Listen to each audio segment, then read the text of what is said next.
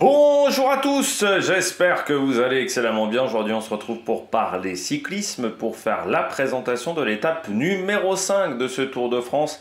Étape numéro 5 qui va enfin permettre au Tour de France d'arriver en France, tout simplement, du côté de la Meurthe-et-Moselle. Il faudra attendre encore une soixantaine de kilomètres en Belgique, d'un Tour de France qui passe quand même plus de kilomètres en dehors de la France qu'en France. Ça, je pense que c'est une première.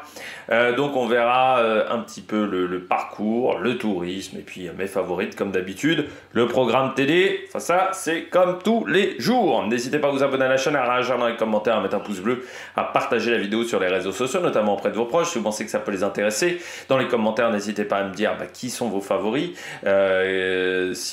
qui sont vos favorites plutôt, si vous pensez qu'il y a peut-être quelque chose à tenter dans le final de cette étape. Si vous avez les moyens et que vous voulez soutenir mon travail, vous pouvez faire un super thanks et je remercie grandement les gens qui le font.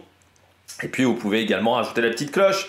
Comme ça, vous êtes au courant des dernières vidéos qui sortent sur la chaîne. Et là aussi, plus vous cliquez rapidement sur une notification, sur une miniature, plus la vidéo est mise en avant par YouTube. Et je remercie également les gens qui font cet effort. On commence tout de suite. Bah oui, enfin l'entrée en France. Vous savez qu'on était dans le Tour du Benelux plus que dans le Tour de France jusqu'à maintenant. Enfin l'arrivée en France par une étape qui va quand même encore ne pas être extrêmement compliquée dans sa première partie.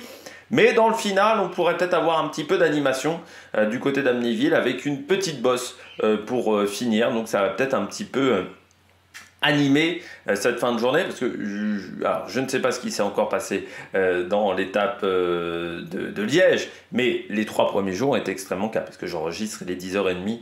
Nous sommes le 14 août, donc on va voir un petit peu ce qui va se produire du côté de cette étape, mais un final qui pourrait être un petit peu animé, un petit peu nerveux avec une bagarre, pourquoi pas des tentatives d'attaque également du côté de certaines concurrentes. Du côté du dénivelé positif, on reste sur un dénivelé positif quand même faible, on va dire 2800 mètres, 5e du côté du classement des étapes, du côté du dénivelé positif, en sachant que c'est une étape qui fait 150 km, un peu plus de 150 km, contrairement aux autres qui étaient plutôt aux alentours de 120. Allez, on regarde tout de suite la présentation du parcours. Étape 5 du côté de ce Tour de France avec l'étape entre Bastogne et Amnéville. Arrivé enfin en France, au bout de 5 étapes, ça commence à faire long, avec une centaine de kilomètres du côté de la France, 90 km. Allez, on part de Bastogne en Belgique, donc pas très loin de la frontière luxembourgeoise, puisqu'on va contourner le Luxembourg pour éviter de traverser notre frontière. Donc Bastogne, début de journée, la côte de Haute, 1,4 km à 5,3 de moyenne. Alors là, on n'est pas du tout sur le parcours de Liège-Bastogne-Liège, contrairement à la veille. Et puis on va passer à Abbé-la-Neuve, à Saint-Léger, la frontière, qui sera au pied d'une difficulté, la côte de Saint-Pancre, 2,9 km à 5,2% de moyenne. Donc là, on sera à 90-80 km de l'arrivée. La côte de Fermont, 1,7 km à 4,8 de moyenne. On passe à Ballieu, à Mercy-le-Haut pour le sprint intermédiaire au kilomètre 106, c'est-à-dire à 47 km de l'arrivée. Et puis après le final, on aura notamment 2 difficultés. La côte de Briey, 1,1 km à 4,2 de moyenne. Bon là, c'est pas extrêmement compliqué. Je pense que même chez les garçons, on ne l'aura peut-être pas mis en difficulté au kilomètre 125. Et puis surtout la côte de Montois-la-Montagne, 1,7 km à 5,7 de moyenne. Et surtout, juste après, il y aura un sprint bonification, donc un sprint qui donne des secondes. Et ça pourrait servir des demi-vollering et autres à tenter un coup.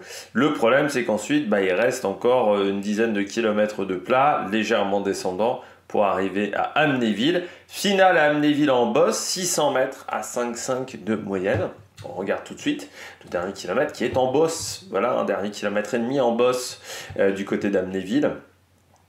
Donc il faudra faire attention en sachant que sur les 200-300 derniers mètres, la montée est un peu moins franche, mais ça continue de grimper légèrement. Ça doit être du 2-3% sur la fin. Donc c'est un sprint en faux plat montant. Donc toujours un sprint un petit peu particulier. On regarde bon, la carte, vous voyez, hein, donc comme je disais, le Luxembourg. Ici, on contourne le Luxembourg en arrivant à Amnéville. On n'est pas très loin de Metz, hein, on est au nord de Metz, du côté d'Amnéville. On regarde le final. Faudra faire attention au rond-point, il y a pas mal de ronds-points sur la fin. Voilà, dans les 5-6 derniers kilomètres, la descente hein, de la côte n'est pas extrêmement technique, hein, vous le voyez, ça va, c'est tranquille, c'est sur des belles routes.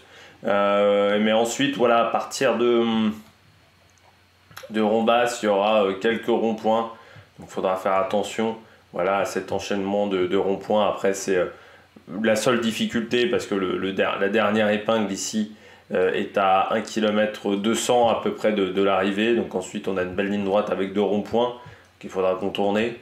Je pense que ça sera bien identifié. Et vous voyez, sinon, c'est assez simple en termes de difficulté. Et puis en plus, là, on sera en montée, hein, donc il y aura peut-être un petit peu moins de monde que sur un sprint classique. Le tourisme, et on commence avec la ville de Bastogne. Alors la ville de Bastogne, c'est une ville qui a été marquée par la Seconde Guerre mondiale, et notamment le siège de Bastogne, qui est une bataille entre les troupes américaines et les troupes allemandes en décembre 1944. C'est un épisode de la bataille des Ardennes, c'est l'ultime tentative de contre-attaque des Allemands sur le front de l'Ouest. Le but de cette contre-offensive était d'atteindre le port d'Anvers et de couper le front avant que les Alliés aient le temps de rassembler et d'engager les forces aériennes. Les Allemands devaient donc s'emparer des routes à l'est de la Belgique où Bastogne occupait une position stratégique. Cette route principale traversant les collines ardennaises densément boisées y convergeait le siège dura du 20 au 27 décembre jusqu'à ce que les troupes américaines encerclées ne furent secourues par des renforts américains. Ce qui fait qu'il y a beaucoup de monuments qui sont liés à cette guerre, hein, comme vous pouvez le voir sur le site du Tour de France, et notamment le mémorial du Mardasson, fondé en 1950. Il témoigne de la reconnaissance de la population belge aux soldats américains qui donnèrent leur vie lors de la bataille des Ardennes. Construit sur les plans de l'architecte Georges Desdoyards en forme d'étoile, signe distinctif des troupes alliées durant la campagne de libération. Le monument porte l'inscription latine Populus Belgicus Menor Liberatoribus Americanis. On ne dirait pas comme ça, mais j'ai fait du latin. Le peuple belge en mémoire de ses libérateurs américains. Au fronton, vous avez donc les noms de tous les États membres des États d'Amérique, y compris Alaska et Hawaï, qui entrèrent dans l'Union après la guerre.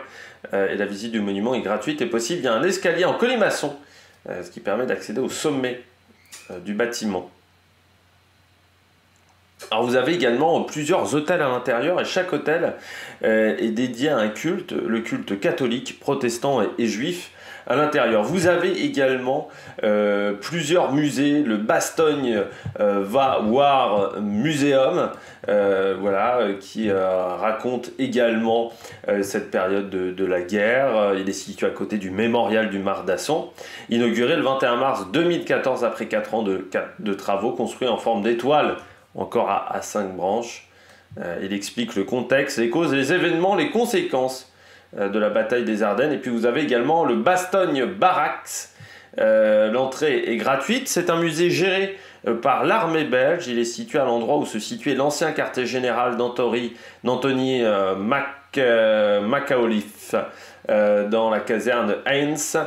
Celui-ci était utilisé comme siège de la 101e division aéroportée américaine durant le siège de Bastogne. Superficie du musée, environ 2350 mètres carrés.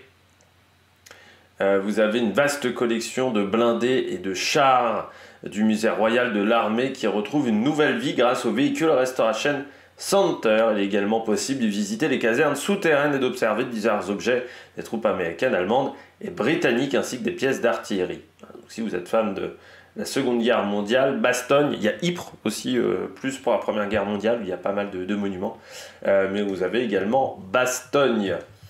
On poursuit. Du côté des choses un petit peu plus joyeuses, après donc Bastogne, eh bien on va du côté du côté de Vaux-sur-Mur, c'est au kilomètre 1, hein, donc on est quasiment à côté de Bastogne, avec le château ferme du Monceau, construit en 1770, en 1772 même.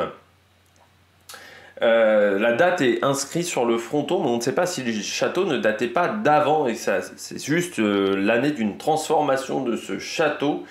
Il a certainement été modifié, construit peut-être au XVIIe siècle, puis modifié en plusieurs étapes. Vous avez à l'intérieur une cour carrée, pavée d'environ 1000 mètres carrés. Et l'aile nord est dotée de 2 tours quadrangulaires, plus hautes d'un niveau par rapport au reste des bâtiments. Et c'est une ferme pédagogique, c'est le patrimoine classé en 89 et 97, voilà pour ce bâtiment. Donc si vous voulez, après avoir visité les monuments de la Seconde Guerre mondiale, aller faire un petit tour, voir des animaux, voilà, vous pouvez y aller. On poursuit du côté de notre balade à Doncourt, les Longuillons. Alors c'est bien après, hein, Doncourt, alors avant, pardon, il y a Fermont. Voilà, j'ai oublié Fermont avec ce château. Fermont, on a quitté à ce moment-là la Belgique du côté de Fermont. On est rentré en Meurthe-et-Moselle, on est rentré en France. Et c'est le château de Cons-la-Grand-Ville, construit entre le 11e et le 18e siècle, style classique et Renaissance.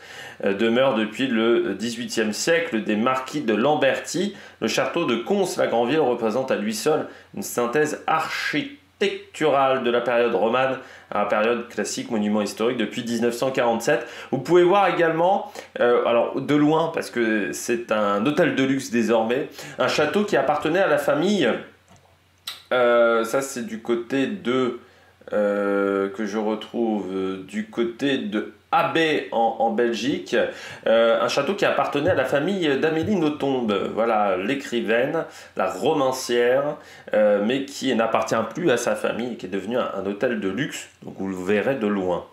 Après Fermont, on a Doncourt, les Longuillons, comme je vous le disais, on va parler encore de la guerre avec ce monument.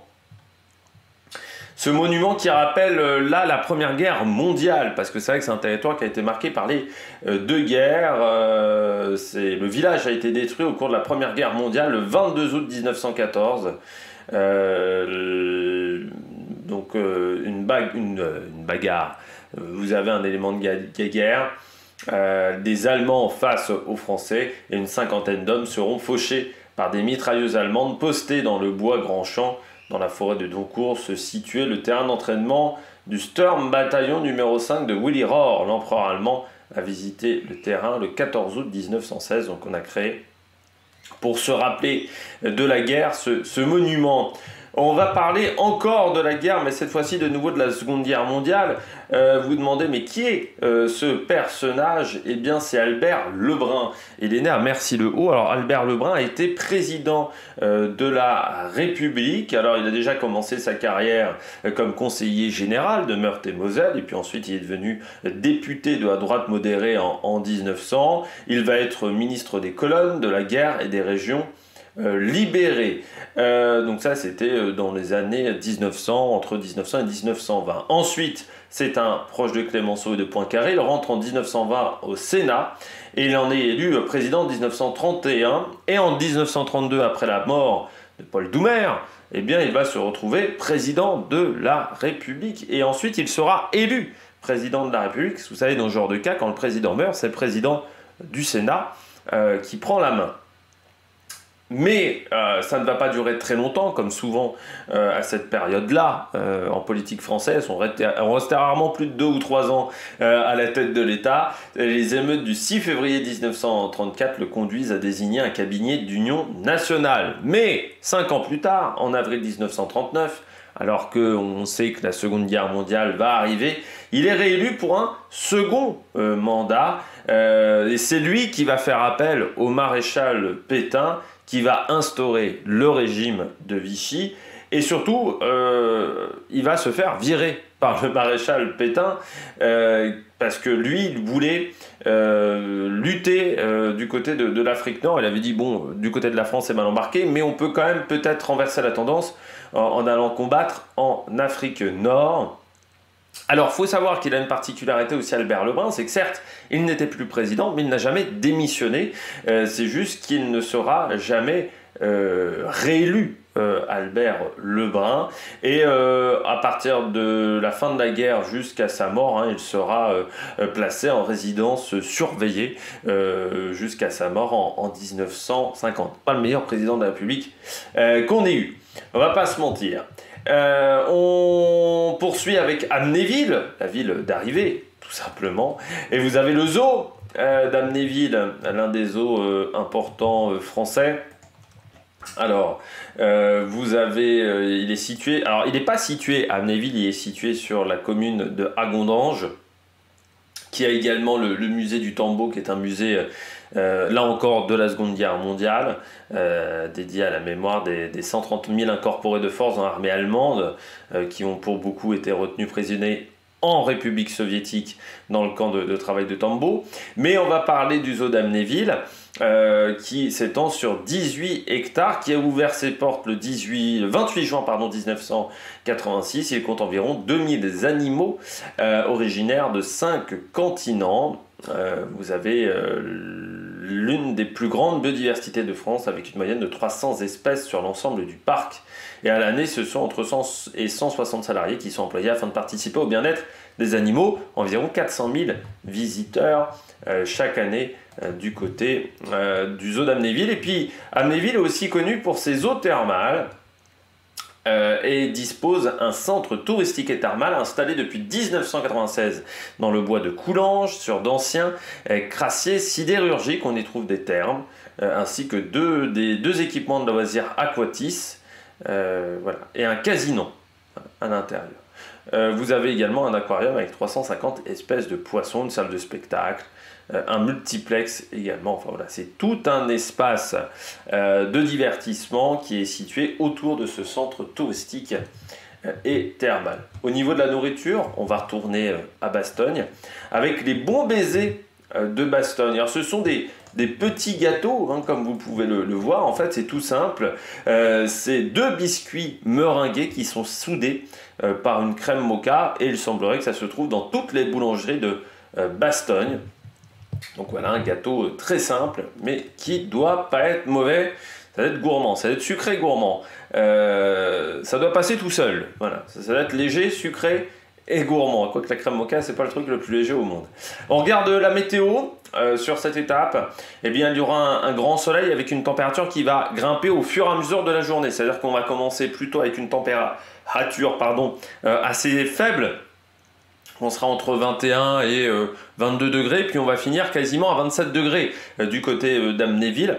On aura du vent de sud-ouest qui va encore un petit peu réchauffer l'atmosphère, qui sera plutôt défavorable sur le parcours. Et en fin de journée, on aura plutôt un vent qui va passer de sud-ouest à un vent d'ouest, mais vraiment sur la toute fin de parcours. Donc ça sera plutôt un vent défavorable qui sera quand même léger, entre 10 et 25 km/h. On regarde tout de suite l'histoire du Tour de France. Du côté de l'histoire de France, pas grand chose à se mettre sous la dent. Alors le Tour de France est passé à plusieurs reprises à Bastogne, notamment en 1976, où on avait eu un départ d'étape depuis Bastogne. C'était une étape qui partait de Bastogne pour aller à Nancy, 209 km du côté de cette étape. Hein. On passait par la Belgique en début de Tour de France, étape qui avait été remportée par Aldo Perecchini devant Enrico Paolini.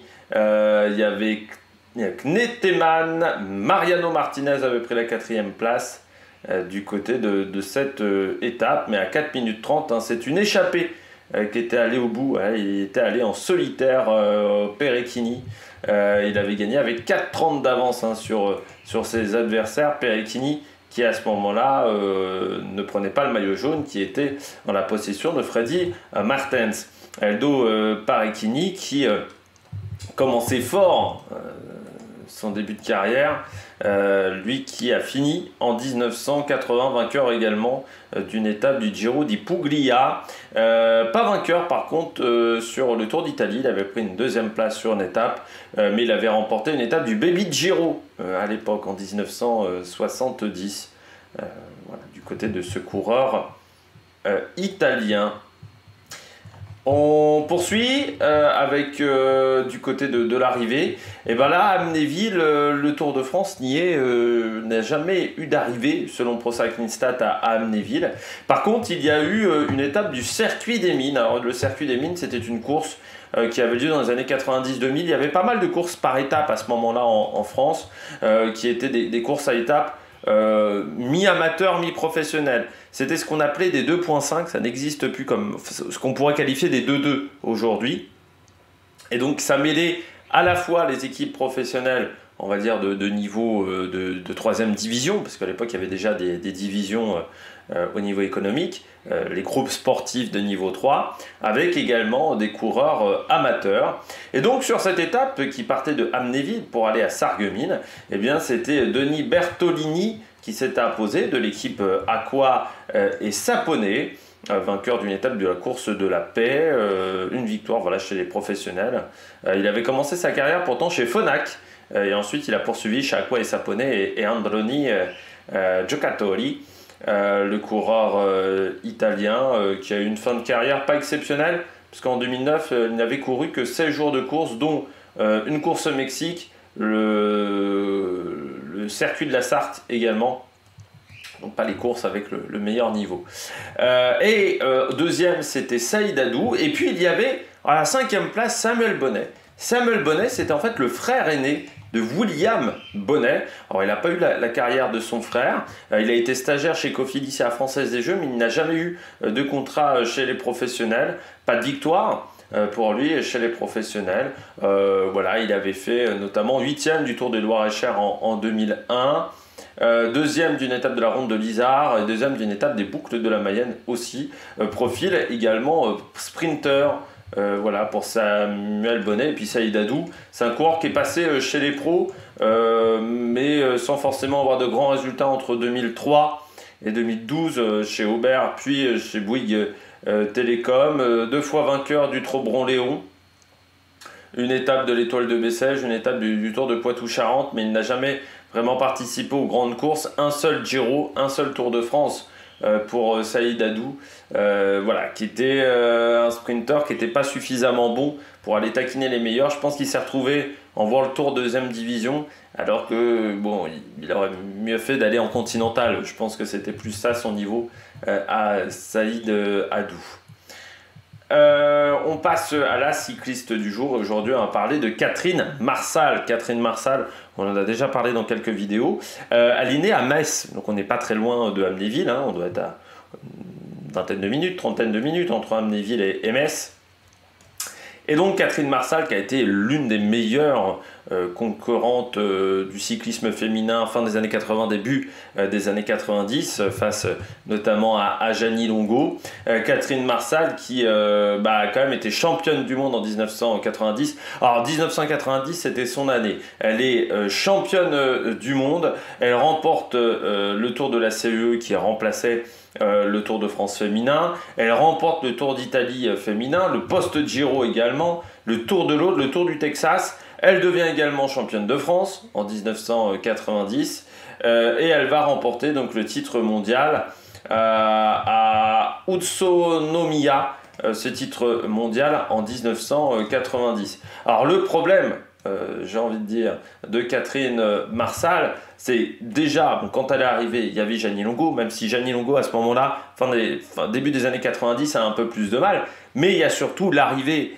très vite, dès l'année d'après, hein, quasiment, de Léontien Van Morzel, qu'on a aussi énormément parlé, qui va dominer le cyclisme des années 90, début des années 2000, et les deux sont à peu près de la même génération. Et puis en plus, Catherine Marsal va avoir des problèmes notamment dus à l'anorexie. Alors elle va s'attaquer au record de l'heure en 1985, qu'elle va battre grâce notamment à l'aide de Daniel Morellon. grand spécialiste de la piste dans les années 70, et elle va faire un record avec 47,112 sur le Vélodrome de Bordeaux, mais qui sera battu quelques semaines plus tard par Ivan McGregor. En 96, elle a une année qui est très compliquée parce qu'on lui diagnostique des problèmes de minéralisation osseuse, peut-être dû à l'anorexie. Et puis elle va quand même continuer sa carrière jusqu'en 2004 où elle va finir 3e du Grand Prix des Nations. Et ensuite elle va partir au Danemark, déjà parce qu'elle va se marier avec une Danoise, mais surtout parce qu'elle va faire des études notamment sur la nutrition à l'université de Copenhague, et elle va donc devenir directrice du centre sportif Mark Fitness Previa Suède au Danemark, et puis surtout elle va entraîner l'équipe féminine de cyclisme du Danemark jusqu'aux Jeux Olympiques de Tokyo en 2020. Donc je pense qu'elle a connu notamment Emma Norsgaard. De temps en temps aussi, elle fait des chroniques dans la presse. Je me souviens pendant le Tour de France, quand c'était parti du Danemark, elle travaillait un petit peu, je crois, pour Le Monde à ce moment-là. Et puis elle a remporté quand même un titre de championne de France sur route, un deuxième. C'était en 1996, championne également de France du contre-la-montre en 97, médaillée de bronze des championnats du monde également en 97. Mais voilà, c'est une fille qui a été marquante dans les années 90 et tout début des années 2000. Voilà, du côté de Catherine Marsal. On poursuit avec la stratégie. Je pense qu'on va avoir une échappée parce que c'est quand même une étape qui est un peu plus longue, même si encore une fois les filles ne sont pas spécialistes des échappées, mais je pense que là il y a quand même quelques petits trucs à les récupérer. En plus là je pense que par rapport à l'étape de Liège il y aura quand même eu des écarts avec les filles les moins fortes, donc certaines vont peut-être essayer de se montrer parce que le dernier week-end ça va être compliqué. Morteau, on ne sait pas trop comment ça va se dérouler, mais on sait très bien que samedi et dimanche c'est les leaders qui vont s'expliquer, donc il y a cette opportunité-là de se montrer en échappée, peut-être l'étape de Morteau, et c'est tout sur ce parcours. Donc, si on a envie de prendre une échappée, c'est le moment, si on a envie de tenter. Et puis, je pense qu'à la fin, on aura la victoire d'une sprinteuse puncheuse, parce qu'on en a quand même pas mal du côté de ce peloton. Mes favorites, Marianne Vos. Parce que Marianne Vos, c'est vraiment le type de sprint aujourd'hui à l'excel. Les sprints faux plat montant, c'est vraiment là où elle est au-dessus. Je mets quand même Bianca Vas, il ne faudra pas confondre, la hongroise qui fait du cyclocross, qui fait aussi un petit peu de VTT, mais qui est très forte dans ce type de sprint également, un profil peut-être un peu plus puncheuse que Marianne Vos. Et puis Raquel Barbieri, elle a très très bien emmené du côté de la DSM. Je me dis que Charlotte Kohl, elle passera pas. Donc Raquel Barbieri, ça peut être une bonne opportunité du côté de la DSM, ou Pfeiffer Gorgi également du côté de la DSM. Du côté de la grosse cote, je tente encore Simone Boilard. Comme chaque année, je tente Simone Boilard. C'est le type de boss qu'elle peut passer. Après, il faudra faire un sprint de qualité du côté de la Uno X. Du côté du programme télé, départ fictif à partir de 12h05 pour un passage à Saint-Léger à 105 km de l'arrivée entre 13h15 et 13h22. Arrivée en France aux alentours de 13h30, entre 13h30 et 13h40. La côte de Saint-Pancré en 4e catégorie entre 13h47 et 13h58. Merci le haut, le sprint intermédiaire entre 14h40 et 14h56. Et ensuite, ça va commencer vraiment à s'activer pour une arrivée prévue entre 15h48 et 16h12. Eh bien, j'espère que vous avez aimé cette vidéo. Si vous avez aimé cette vidéo, n'hésitez pas à vous abonner à la chaîne, à réagir dans les commentaires, à mettre un pouce bleu. Et puis nous, on se retrouve pour de nouvelles aventures sur Amérique Production. Ciao, ciao!